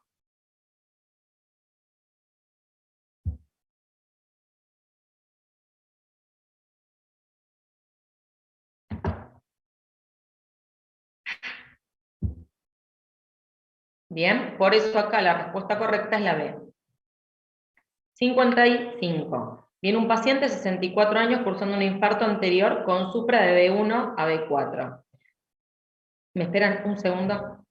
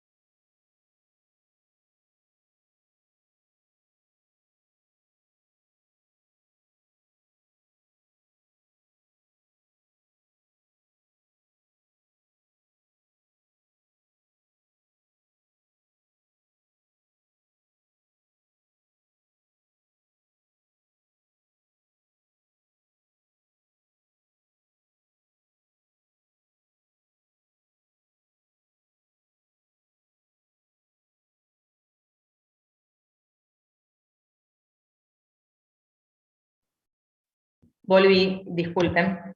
Paren, estábamos 54B. 55. Viene un paciente de 64 años que cursa un infarto anterior con supra de B1 a B4. Ingresa a la sala de urgencia. Refiere dolor opresivo retroesternal 8 en 10. Su presión arterial es de 130/80. No tiene signos de insuficiencia cardíaca. El médico de urgencia le da aspirina y nitroglicerina, mientras se prepara la sala de hemodinamia para hacer una angioplastía primaria. En base a la evidencia disponible, ¿cuál es el beneficio probado en este caso con la utilización de los nitratos? ¿Sí? La respuesta correcta es aliviar el dolor anginoso. Hay algo que nunca se los tomaron, pero el libro lo dice recontra claro. Uno dice que el tratamiento antiisquémico, y el libro lo habla sobre todo en el punto que habla de nitratos, es no solamente para aliviar el dolor que el paciente tiene, sino para evitar que reaparezca. O sea, ¿a qué apunta? A que el tratamiento antiisquémico, en general, más allá de los nitratos, el tratamiento antiisquémico nosotros lo tenemos que hacer, porque el que el paciente haya tenido dolor y quizás en este momento que está delante mío no tenga dolor, primero no me asegura que no tenga isquemia, porque puede estar padeciendo isquemia subclínica. Ustedes saben que no todos los pacientes con isquemia padecen dolor. Primer punto. Y segundo punto, también quiero evitar que reaparezca, ¿sí? Por lo tanto, forma parte del tratamiento. La respuesta correcta es la A. Bien. ¿Vamos bien? ¿Alguna duda? Sí, Doc, ahí en el chat pusieron una pregunta. La de embolia, sí, ahora lo explico. Sí, esa es la ley. Gracias, 56. ¿Cuál es el diagnóstico más probable? Esta pregunta no me acuerdo si fue, me parece que fue en el único, pero ¿fue único o UVA? Vamos de nuevo, miren. ¿Cuál es el diagnóstico más probable en un varón de 35 años? Primer dato, joven. Que consulta por un dolor retroesternal que se irradia escápula, omóplato, trapecio. Que apareció hace 10 horas, antes estando en reposo, y que empeora con la inspiración, irradiación y desencadenante característico. El día anterior había presentado un episodio similar que se dio espontáneamente al reclinarse hacia adelante a la cama. Sigo diciendo serosa, serosa, serosa. No tiene factores de riesgo cardiovascular ni consume sustancias. Hace una semana tuvo una gastroenteritis, ¿sí? Se dan cuenta que todo el tiempo está diciendo esto es pericardio, es pericardio, es pericardio, esto no es coronario. ¿Por qué? Porque cuando ustedes van a ver acá, lo primero que les va a llamar la atención es que tiene un supra del ST. Y lo siguiente que tienen que saber que tiene es un infra en el PR. Si ustedes lo miran, está como tironeado hacia abajo. Eso habla de una pericarditis. Por eso la respuesta correcta es la C. No me olvidé la pregunta del chat, estoy esperando a ver si viene otra FA. Bien, 57. Lo consulta un paciente que tiene 18 años, joven. En cardio, 18 años es excesivamente joven, ¿sí? Refiriendo disnea y dolor precordial al realizar el ejercicio físico. Usted lo examina constatando que hay un soplo sistólico eyectivo con máxima intensidad en foco aórtico y que irradia mesocardio. Como antecedente de relevancia, el padre tuvo un evento de muerte súbita a los 40 años, ¿sí? ¿Qué pasa? Siempre aparecen preguntas en donde ustedes tienen que saber diferenciar ese soplo sistólico eyectivo, ¿sí?, entre una estenosis aórtica o una miocardiopatía hipertrófica. La primera diferencia, que en realidad es la que les toman, es cómo se irradia. Y si ustedes se acuerdan, en alguna de las otras preguntas lo leí y se los remarqué, la irradiación característica de la estenosis aórtica es hacia cuello porque irradia carótida, ¿sí? En cambio, la irradiación característica, ¿sí?, de la miocardiopatía hipertrófica es a mesocardio. ¿Bien? Y otra diferencia, que no creo que lo tomen porque el libro no lo dice, pero lo aclaro por los privados, es que la miocardiopatía hipertrófica hace que cuando uno hace valsalva, el soplo aumente de intensidad. En cambio, la estenosis aórtica disminuye. Y otro dato a favor, es joven, tiene esta característica y tiene el antecedente del padre, ¿no? Bien, respuesta correcta, la C. 58. Viene un paciente que está chocado y pienso en taponamiento cardíaco. Lo primero que pienso como método terapéutico de urgencia, ¿sí?, pericardiocentesis. 59, vamos de nuevo. Mujer joven, 34 años, dolor precordial. Tiene molestias que inició hace 6 a 7 horas. Fue creciendo lentamente hasta una intensidad de 8 en 10. La paciente refiere el dolor como lancinante y el dolor empeora cuando inspira. El cuadro actual estuvo precedido hace 72 horas por un cuadro catarral. al examen físico tiene buena entrada de aire, no tiene ruidos agregados, no hay roncos ni sibilancias, no hay edemas, adecuada temperatura y coloración de la piel, auscultación cardíaca, 2 ruidos en 4 focos, silencios libres, leve frote. ¿Se acuerdan que cuando uno piensa en este grupo de pacientes, tenemos el frote pericárdico en el 85% de los pacientes? Uno dice, dolor, frote, derrame pericárdico y características electrocardiográficas como los 4 pilares que tiene la pericarditis. El paciente no posee antecedentes de tabaco, no es hipertenso, no es diabético y no tiene ningún otro antecedente de relevancia. ¿Cuál es el principal diagnóstico? Joven, previamente sano, que tuvo un cuadro catarral con un dolor de serosa, con un frote, no hay mucho para sospechar, solo van a marcar y pensar en pericarditis. Respuesta correcta, la C. ¿Qué diagnóstico considera que tiene el siguiente electro? Van a ver que la respuesta correcta es la C, sobrecarga de aurícula derecha. ¿Por qué? Dicho la respuesta correcta, vamos al concepto teórico. Cuando ustedes hablan de sobrecarga de aurícula derecha, ustedes tienen que pensar que van a tener que medir la amplitud, o sea, la altura que tiene la P. Y se define que tiene sobrecarga cuando la amplitud es mayor o igual a 2.5 milímetros. Cada cuadrado chiquitito para arriba, o sea, en amplitud, es 1 milímetro. Por lo tanto, yo tengo que entender que ese paciente tiene que tener por lo menos 2 cuadraditos y medio. Si ustedes miran acá, 1, 2, 3, 1, 2, 3, 4, o sea, tiene más de 2 milímetros y medio, o sea, de 2.5, por lo tanto no tengo dudas de que tiene sobrecarga de aurícula derecha. ¿Vamos bien? ¿Lo vieron? Bien. Sí, sí. Sí, sí. 61. ¿Qué diagnóstico considera con el siguiente electro? Y ahí tienen marcado que hay una P, paren que quiero el lapicito loco, una P rara. ¿Por qué no me aparece ahí? Una P rara. ¿Qué pasa?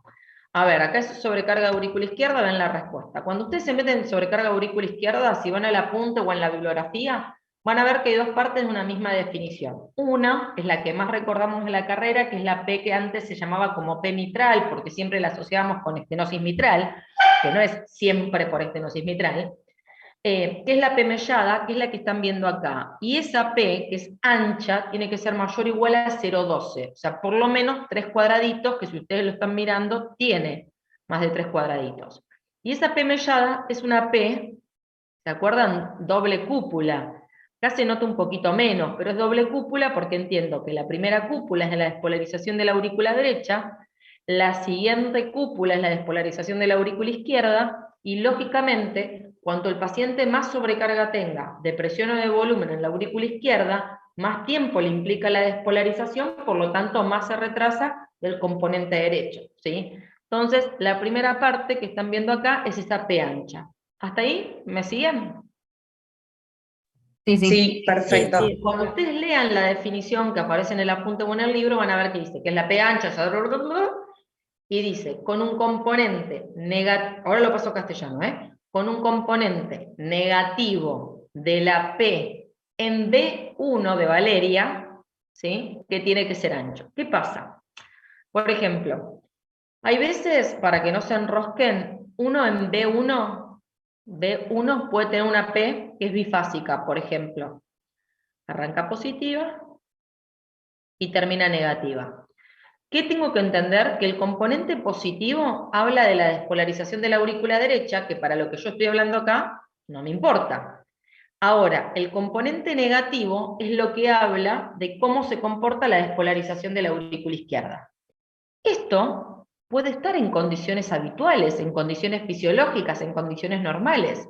Entonces, ¿cómo digo que este componente negativo de la P en B1 me habla de sobrecarga de aurícula izquierda? Cuando dije ancho. Cuando yo estoy diciendo que este componente negativo en B1 es ancho, la palabra ancho es lo que me dice que es patológico. ¿Se entiende? Sí, sí.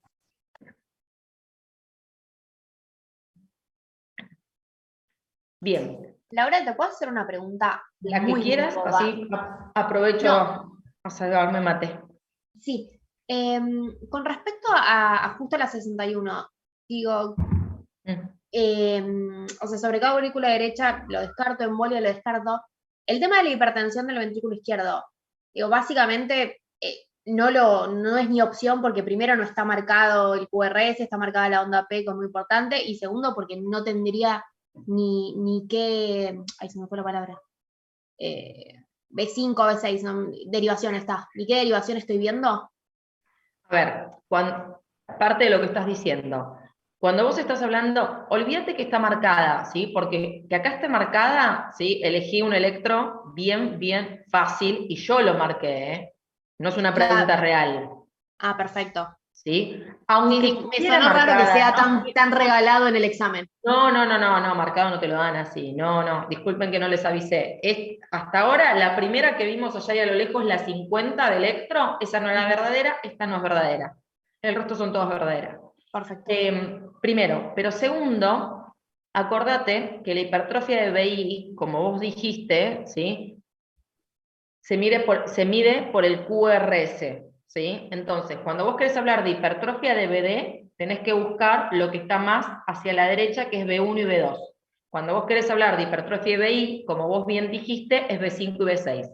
Vas a ver, y no te tenés que enroscar, porque esto incluso pasó creo que fue el último año que tomó municipalidad, que cuando vos decís B5 y B6, académicamente muchas veces los libros solamente utilizan las precordiales para hablar de hipertrofia. Pero cuando vos decís B5 y B6, lo que estás diciendo, si yo te lo marco acá, si me lo mapeo acá es B5, acá es B6. O sea, lo que yo te estoy hablando es B5, B6, D1 y ABL, la de cara izquierda o lateral del corazón. ¿Me seguís lo que quiero decirte, Lu? Sí, perfecto.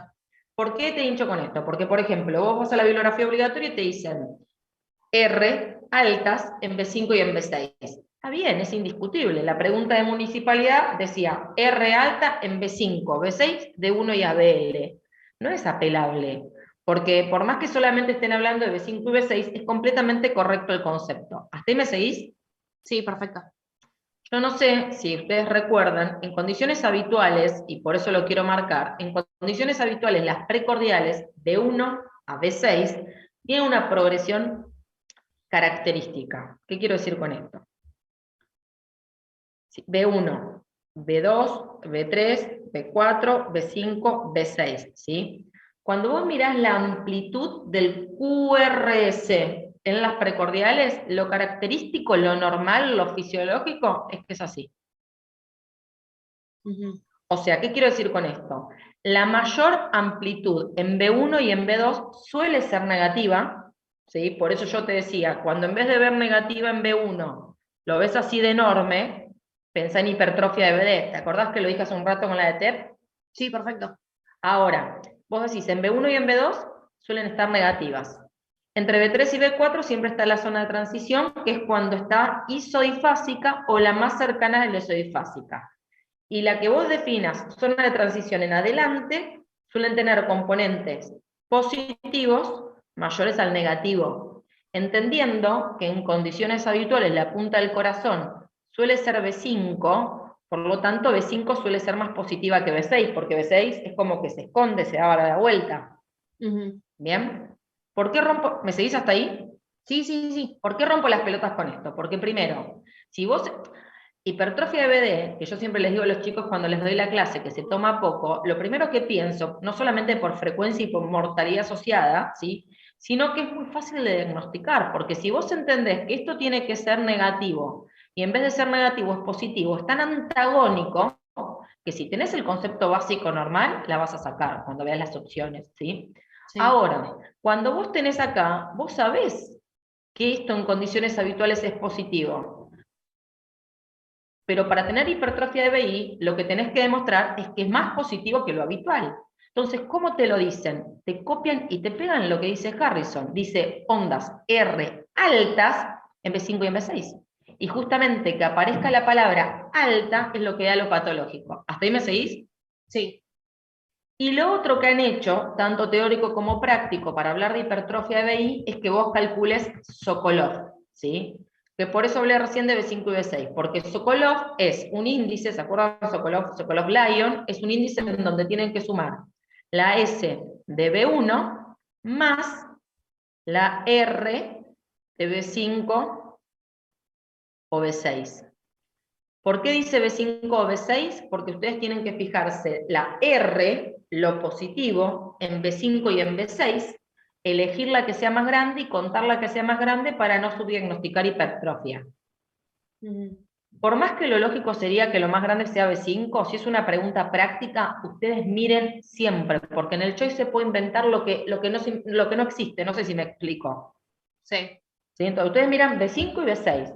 ¿Cuál tiene la R más grande? ¿B5? Cuento B5. ¿Cuál tiene la R más grande? ¿B6? Cuento B6. No me importa, cuento lo que veo, ¿sí?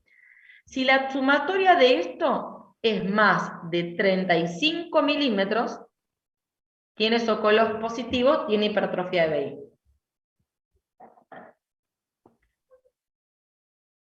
Claro, acá, Bien, por lo acá no tanto, tengo manera porque me estaría faltando, por más que esta sea una de las derivaciones, me falta la otra.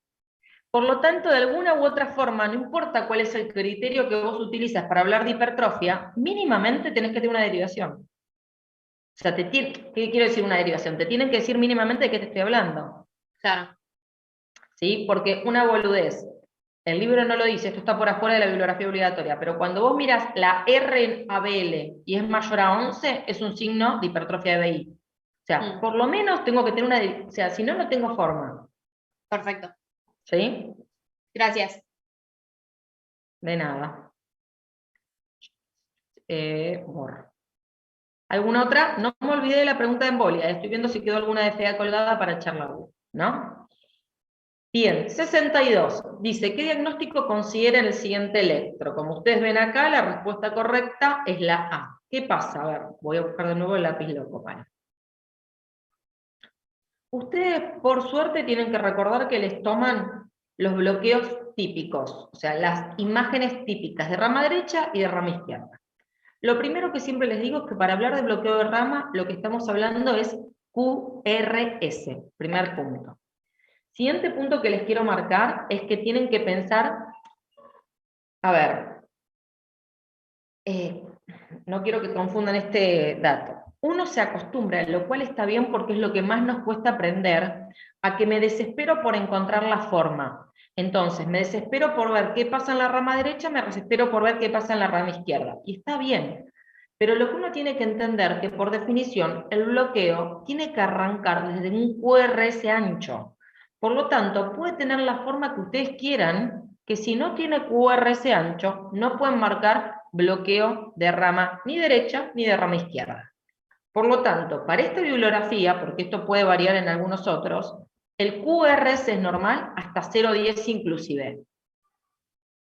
Menor o igual a 0,10, normal. 0,11, bloqueo incompleto.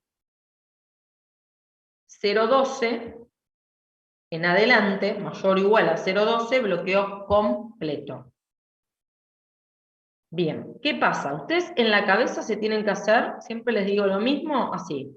Esto es rama derecha, esto es rama izquierda, cómo se ve B1 y cómo se ve B6, que es lo que les toman, que es lo característico, ¿sí? Primero, para recordar conceptos básicos. Cuando el QRS, para que se entienda lo que quiero decir, se inicia con una onda negativa, cuando la onda de inicio es negativa, se define Q. Cuando tengo una onda positiva, en cualquier localización, es R. Cuando tengo una onda negativa que sigue una positiva, es S. Cuando tengo repetidas las polaridades, o sea, tengo, por ejemplo, dos ondas positivas que ahora la van a ver, es R', ¿sí? Y cuando una es minúscula y otra es mayúscula, están hablando de la amplitud. La minúscula es la chica, la mayúscula es la grande. Por lo tanto, uno sabe que en rama derecha, la morfología en B1 es así. R, S, R'. Esta R va a ser minúscula, esta R va a ser mayúscula, porque comparativamente la segunda es más grande que la primera. O sea, si ustedes vienen acá, que lógicamente está mejor, esto es R, minúscula, S, R'. ¿Lo vieron?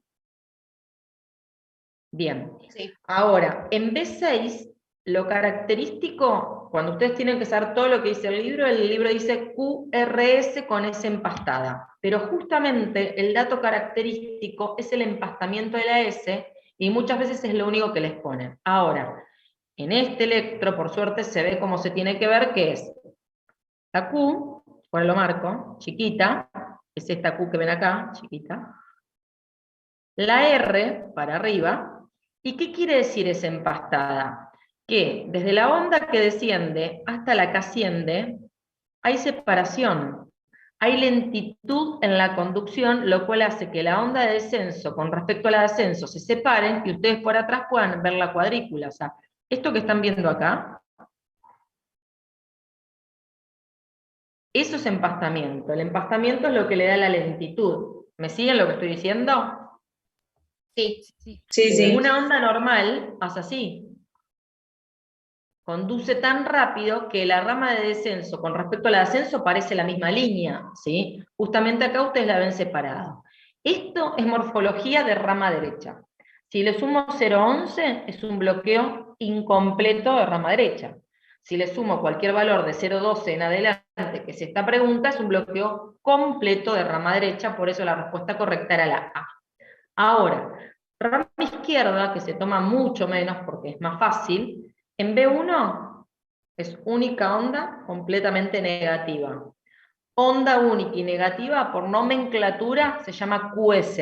¿No van a ver? QS en B1.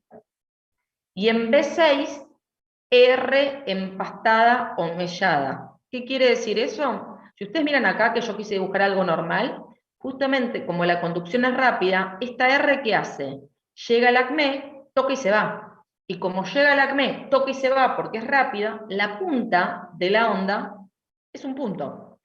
Cuando ustedes dicen R empastada o mellada, ¿qué pasa? Llega al acmé, se tara, o sea, retraso de conducción, y baja. ¿Me siguieron? Sí. Sí, perfecto. Va. 62A. 63, esto es de cardiopatía chagásica, el consenso de Chagas. Dice, ¿cuál de los siguientes pacientes considera que presenta un riesgo intermedio para la estadificación de RASI? La estadificación de RASI es un score que se utiliza en Chagas que predice mortalidad, ¿sí? O sea, predice la mortalidad. Entonces, cuando ustedes aplican ese score, si el resultado les da menor o igual a 6, tiene bajo riesgo de muerte. Entre 7 y 11 tiene riesgo intermedio moderado, y de 12 en adelante, mayor o igual a 12, tiene riesgo alto. Por lo tanto, la que acá clasifica como riesgo moderado o intermedio es Amalia. Bien. 64. Dice, ¿cuál de los siguientes pacientes considera que no presenta muy alto riesgo cardiovascular? A, enfermedad cardiovascular establecida, no hay dudas. B, tanto la sistólica como la diastólica. C, mayor o igual a 230. La que no queda es la D, porque por único dato colesterol total necesito que sea de 310 en adelante. Bien. 65. Lo consulta un paciente de 68 años con antecedente de insuficiencia cardíaca, estadio, se saltaron el estadio, por presentar edema de miembros inferiores que llega a disnea progresiva en clase funcional 4. Está en tratamiento con enalapril y con carbe. Al examen físico 170-100, 120-26 a febril. Tiene 4/6 de edema, yugulares 2/3 con reflujo hepatoyugular y rales crepitantes bilaterales hasta campo medio. El electro, taquicardia sinusal. Y en la placa de tórax tiene redistribución de flujo en ambos campos pulmonares. Por lo tanto, chicos, por todos lados les está diciendo que tiene insuficiencia cardíaca descompensada. Por todos lados me están diciendo que al paciente le sobra líquido. Tiene edemas, tiene yugulares, tiene una placa con un montón de redistribución. Por lo tanto, si le sobra líquido, tengo que manejarle la precarga, lo tengo que desprecargar, y eso es con un diurético, que es un diurético de asa porque es puro, ¿sí? Y si ustedes miran, tiene 170, 100. Por lo tanto, es un paciente que se va a beneficiar con que ustedes le manejen la carga, que ustedes lo vasodilaten, ¿sí? Eso quiere decir el uso más frecuente de nitroglicerina, NTG, o nitroprusiato, NPS. La respuesta correcta es la C. Me frenan, ¿eh? 66. Dice, ¿cuál de las siguientes drogas endovenosas no está indicada para el para el tratamiento inmediato de un paciente de 65 años con antecedente de hipertensión arterial e insuficiencia cardíaca que llega a la guardia con disnea en clase funcional 4, sudoroso y ansioso? Tiene 90 latidos por minuto, 170-85, está taquipneico, tiene rales crepitantes bilaterales hasta campo medio pulmonar y edema en miembros inferiores. Por lo tanto, tiene una insuficiencia cardíaca descompensada. Ayer les contaba, paciente con insuficiencia cardíaca descompensada nunca le daría nada que le deprima la contractilidad. El ejemplo más grosero es no usar beta bloqueantes. No ahora, en agudo. Una vez que el paciente esté estable, paciente con insuficiencia cardíaca y FEI menor a 40, estable, tiene indicación absoluta de beta bloqueante. La respuesta acá es la A. ¿Dudas? No, perfecto. No. Bien, 67 también es consenso de Chagas, habla de estadificación de Kuchner. Pongan al lado, en el orden que se los digo porque es a propósito, pongan primero serologías, después electro, después placa de tórax,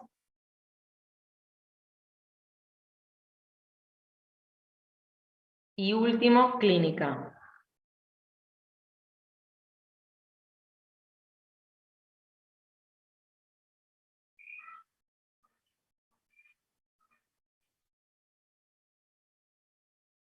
¿Me siguieron? Sí. Un poco más con la estufa.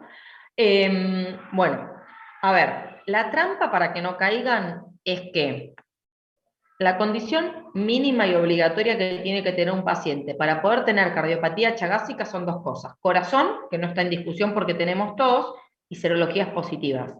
Por lo tanto, lo que tengo que entender es que si el paciente como único dato positivo tiene serologías y el resto normal, eso es estadio 0. No arranquen pensando en estadio 1. Eso es estadio 0 porque es condición mínima para poder hacer cardiopatía. Si yo no tengo Chagas, no puedo hacer cardiopatía chagásica, ¿sí? Entonces, de ahí arranco 0. Y de ahí en adelante van sumando serologías más electropatológico, 1. Serologías más electro y placa patológica, 2. Serologías más electroplaca y clínica, 3. Este paciente tenía hasta electro, la respuesta correcta es la D de Daniela. Bien, bárbaro. 68. Concurre a la consulta un paciente de 72 años que tuvo un infarto, insuficiencia cardíaca e hipertenso. Está en tratamiento con atorva, con bril, con bisoprolol, con aspirina y con espiro. Últimamente presenta disnea al vestirse, higienizarse incluso en reposo, o sea, clase funcional 3-4. Trae a la consulta un ecocardio en donde forma hipoquinesia inferior con una FEI de 26.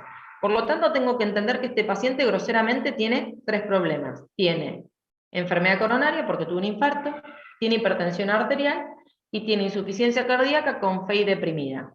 Al examen físico no tiene alteraciones de importancia. O sea, está disneico, pero no tiene nada del examen físico. ¿Qué quiere decir cuando me dice está disneico, pero no tiene nada del examen físico? Lo que les quiere decir es que ustedes sospechen que esta disnea tiene que ver con un daño estructural cardíaco severo. No está disneico porque le sobra volumen. O sea, no le falta un diurético, ¿sí? Porque si estuviera disneico y es por sobrecarga de volumen, una disnea clase funcional 4, le van a decir que el paciente tiene crepitantes, que tiene yugulares, que no tolera el decúbito, que tiene edemas 3 o 4 sextos, o sea, que tiene redistribución de flujo en la placa, que está taquicárdico, un montón de cosas como para que lo sospechen, ¿sí? O sea, te dicen tiene el corazón hecho bolsa. Bien, tengo los fármacos que inhiben el avance, el deterioro del miocardio. ¿Tengo un YECA o un ARA? Sí. ¿Tengo un beta bloqueante de los 3 que bajan la mortalidad? Sí. ¿Tengo espiro? Sí. Por lo tanto, si persiste sintomático, ya tiene el tratamiento básico y tiene manejo de volumen, o sea, los síntomas no tienen que ver con sobrecarga de volumen, lo que se puede añadir, porque es bioral, me permite que sea ambulatorio y le sumo un poquito de contractilidad, es la digoxina. Respuesta correcta, la C. Bien. 69. Usted es médico de guardia en un centro periférico de salud donde consulta un paciente de 55 años con antecedente de tabaco, dislipemia y un ACV isquémico hace 2 meses. Presenta un fuerte dolor precordial, 10 en 10, al examen físico 160-90, disculpen, 108, 16, 36, 5, sin evidencias patológicas al examen físico. En el electro tiene elevación del ST en B1 y en B6. Teniendo en cuenta que no dispone de un servicio de hemodinamia y que la derivación al centro de alta complejidad más cercano demora 3 horas, ¿cuál sería su conducta? ¿Sí? ¿Qué piensan? O sea, sabemos que es la B, pero, o sea, ¿cómo me organizo? Digo, ¿tiene supra?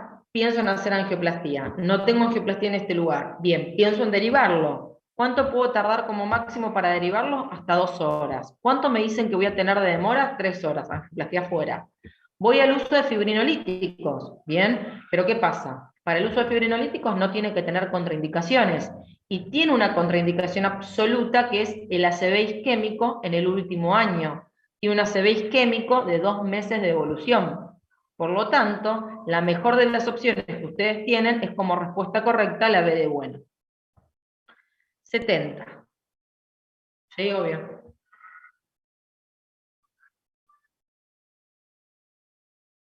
Harrison 19 no lo dice. Harrison 18 lo decía recontra claro. Decía, paciente que tiene contraindicación al fibrinolítico, lo derivas para hemodinamia, para hacer la angioplastía, independientemente del tiempo que te separe del lugar. Harrison 19 no lo dice, y por eso creo que deben haber puesto esta respuesta como medio ni. Perdón, y se refiere Igual, a que... discúlpame, igual, respondiendo a tu pregunta, igual si vos leíste la A y me la estás preguntando por la A, ojo, ojo porque la A dice angiotomografía, ¿eh? O sea, por eso te dije lo mejor de lo que hay. Bien ajustado, bibliografía obligatoria es esta pregunta. Y en la B se utilizarían trombolíticos igual, pero con monitoreo estricto en unidad coronaria.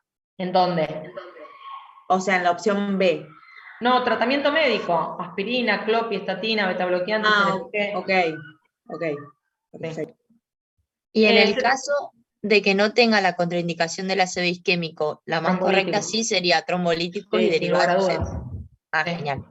Gracias. De nada. Dice, 70. Viene una mujer de 60 años con antecedentes de hipertensión mal controlada. Consulta a la guardia por un dolor precordial opresivo de 2 horas de evolución. Niega disnea. En la auscultación pulmonar, nada. El electro, dato que me importa es que tiene un supra en B1 y en B2. Cuando el supra afecta a B1 y a B2, eso define la cara septal, ¿sí? Se establece el diagnóstico de síndrome coronario. ¿Qué pasa? En los síndromes coronarios, ¿sí? En el coronario agudo hay una clasificación que les tomaron mucho, que es la clasificación de Killip. La clasificación de Killip lo que mide es la presencia y la severidad de la insuficiencia cardíaca en el evento coronario. Si ustedes leen la pregunta, esta por ejemplo, y el paciente de insuficiencia cardíaca no tiene nada, y todo lo que está relatando es clínica de enfermedad coronaria, pero no tiene nada de insuficiencia cardíaca, eso es un Killip 1. Si el paciente tiene signos incipientes de insuficiencia cardíaca, que les pueden poner, por ejemplo, crepitantes en ambas bases, eso va a ser un Killip 2. Si tiene una insuficiencia cardíaca intensa o un edema agudo de pulmón, eso es un Killip 3. Y si está shockado, un shock cardiogénico es un Killip 4. Por eso acá la respuesta correcta es la C. Vamos de nuevo, miren. Ingresa a la guardia un paciente de 75 años con antecedentes de hipertensión, diabetes 2, dislipemia y tabaco que refiere un fuerte dolor precordial que comenzó súbitamente a reposo. El examen físico tiene 170, 110, 130, 30, yugulares 3 tercios, 5 lapso inspiratorio, hepatalgia, rales crepitantes bilaterales hasta vértice. En el electro tiene un supra en D2, en D3 y ABF. Estas derivaciones hablan de la cara inferior. Y si ustedes leen el caso clínico, el paciente tiene un edema agudo de pulmón, ¿sí? Crepitantes de base a vértice bilateral, yugulares 3 en 3, taquicárdico, mal perfundido, hipertensa, un edema agudo de pulmón, tienen opción A, un Killip 3, ¿sí? Respuesta correcta A. Si en vez de tener acá 170-100, el mismo paciente hubiera dicho que tenía 50 de sistólica, eso era un shock cardiogénico y hubiera sido la C. ¿Sí? Bien, 72, y no viene preguntas de FH. 72 dice, lo consulta una paciente de 45 años que refiere a dolor precordial que inició en el invierno, desencadenante del frío, que en general aparece cuando está en la calle, y que en la cinecoronariografía tiene coronarias normales. A ver, el desencadenante del frío, siendo una paciente joven con ANCOR, desencadenante frío y coronarias normales, cuando miro las opciones, tengo que entender que me están diciendo pensar en vasoespasmo, si no tengo mucho más para pensar, ¿bien?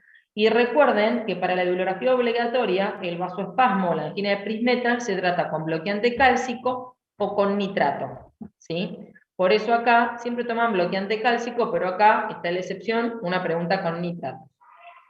Bien, pregunta 73 no es verdadera, ¿sí? Es una pregunta conceptual para que focalicen los estadios porque cambia el tratamiento, que es estadio 1 y que es estadio 2, la respuesta correcta es la B.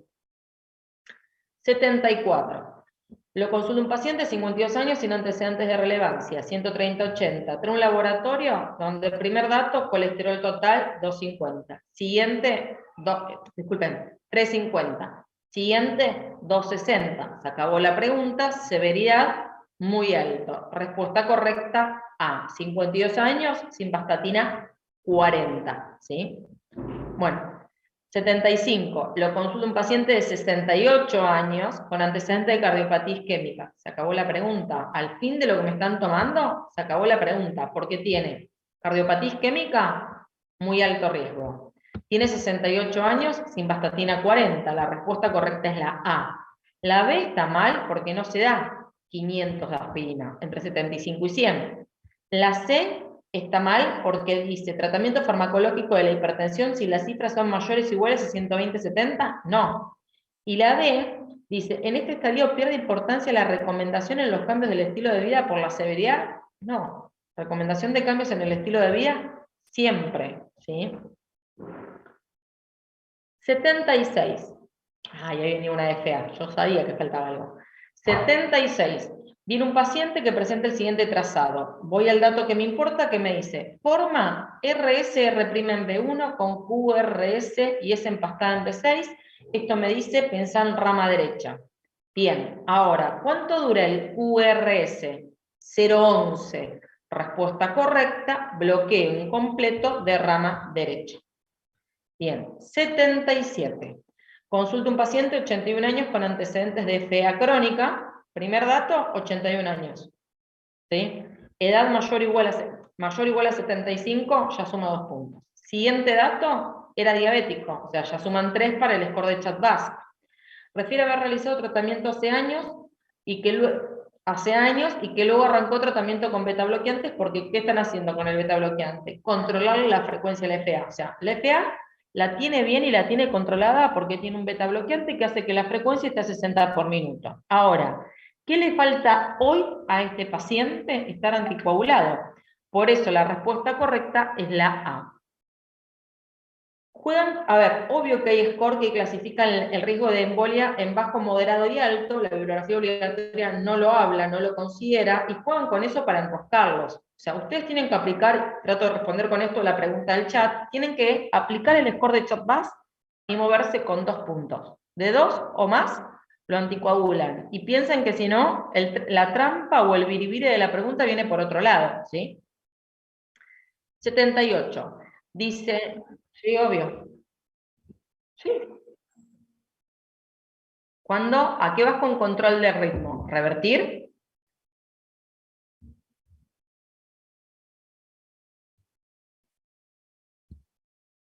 Mira.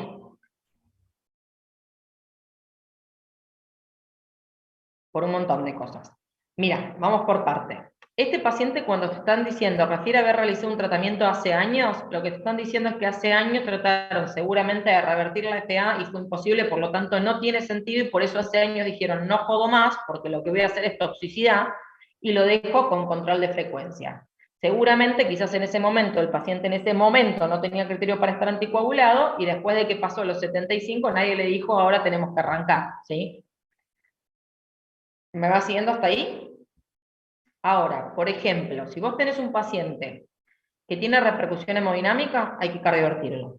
Si vos tenés un paciente que no tiene repercusión hemodinámica, pero querés cardiovertir, ¿por qué lo querrías cardiovertir? Una, por ejemplo, es que no le puedes controlar la frecuencia, ¿sí? Si vos no le podés controlar la frecuencia, tenés obligación de cardiovertirlo. Si vos tenés una FA aguda con una aurícula sana, la idea es cardiovertirlo, porque no es lo mismo estar sinusal que no estarlo. ¿Me seguís?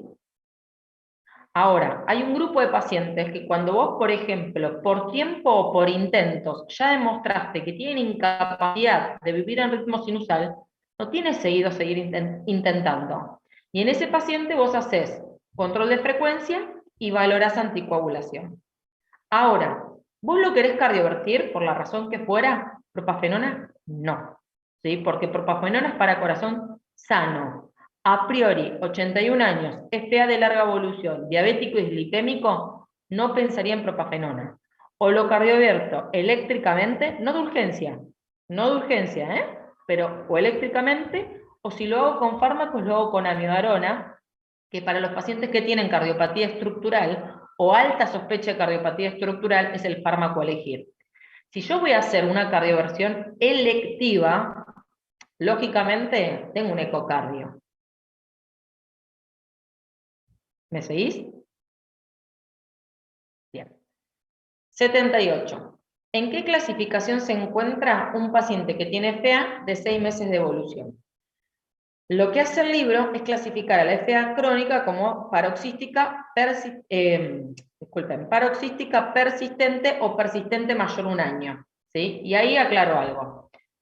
La paroxística son periodos muy breves, la palabra lo dice, crisis repetidas, paroxismos, en donde el paciente entra y sale de FA, entra y sale de FA. Cuando el paciente tiene una FA por más de una semana, pero menos de un año, eso es persistente. Y persistente mayor a un año es cuando está en FA por más de un año. La bibliografía obligatoria llama persistente mayor a un año, pero en la vida real a ese grupo se lo llama como permanente. ¿Me siguen? ¿Lo podrás repetir, por favor? Sí. Menos de una semana, con crisis que entran y salen, paroxísticas. Entre una semana y un año, persistente. Y mayor a un año, persistente mayor a un año. Gracias. Ahora, de nada. Ahora, ¿a dónde está la trampa? Yo les dije, persistente mayor a un año, en la vida real, en otros consensos o en otras bibliografías, se llama permanente. ¿Por qué? Porque todo paciente que sea mayor a un año, está bien decirle persistente mayor a un año y permanente, pero no todos los permanentes tienen más de un año. ¿Se entiende lo que estoy diciendo? A ver, cuando ustedes van a la bibliografía obligatoria, te dice 7 días o un año persistente, más de un año persistente mayor a un año. Listo, persistente mayor a un año. Ahora, cuando uno estudia otro consenso, la definición de permanente es el grupo que demostró el PNFA por más de un año, o aquel que independientemente del tiempo de evolución que tiene, demostró incapacidad de vivir en ritmo sinusal. Entonces, si el tipo tiene 7 meses de estar en FA, o sea, no tiene más de un año, pero yo ya demostré en estos 7 meses porque lo intenté 68 veces y con todo lo que se me cruzó en el camino revertirlo, y el tipo no se sostiene en FA, disculpen, en ritmo sinusal, o sea que va a vivir en FA, yo entiendo que ese paciente lo que le falta es tiempo para cumplir la definición cronológica, pero independientemente de eso voy a llegar. ¿Se entiende? Sí, sí, ahí sí. Entonces, ojo con esa tontera. Igual, vuelvo a decir lo mismo, la bibliografía obligatoria Harrison no habla de permanente, habla de persistente mayor a un año. Bien, y últimas dos, 79 dice, lo consulta un paciente, 79 años, hipertenso y dislipémico para un control de salud. Está asintomático, el examen físico tiene un soplo, le pide un ecocardio, en donde tiene una insuficiencia mitral con un reflujo de 70 mililitros por latido, mayor o igual a 60, la definía como severa, una fracción de reflujo de 60%, mayor o igual a 50, la definía como severa, y un orificio de 0.5, por lo tanto, independientemente de cuál es el origen, o sea, cuál es el origen, quiero decir, la etiología, es severa. estaba asintomático, pero como dato para tratamiento invasivo, tiene una fracción de eyección menor a 60. Digo, ¿en qué pienso primero? En la plástica, pero para la plástica necesito una anatomía favorable. ¿Tengo anatomía favorable? Me dice que no. Por lo tanto, por más que pienso en plástica, como la anatomía no lo permite, tiene que ir al recambio. La respuesta correcta es la C. Y la última, le solicitan que evalúe un paciente internado en sala de clínica médica, tiene 58 años, se cursa cruzando el postoperatorio inmediato de colocación de marcapasos. El taponamiento es una complicación infrecuente, pero es una complicación que puede suceder en colocaciones de marcapasos. Refiere disnea, al examen físico, primer dato, está hipotenso, tiene una caída de 12 milímetros de mercurio de la sistólica cuando expira, eso se llama pulso paradojal, 2. Tiene yugulares 3 en 3, y tiene ruidos hipofonéticos. Tiene lo que se conoce como tétrada de Beck, ¿sí? O quizás conocen la tríada de Beck, que es que está hipotenso, con yugulares y con ruido hipofonético. Y aparte tiene el pulso paradojal, con pulmones limpios. Lo que tiene es un taponamiento, la respuesta correcta es la B. Bien. Terminamos. ¿Estamos bien? ¿De qué cama entre ayer y hoy? Sí, bien. Bueno, Sí, bárbaro. nos vemos, chicos. Chao, muchas gracias. Muchas Muchísimas gracias. gracias. Muchas gracias. Gracias. Hasta luego. Gracias, hasta luego.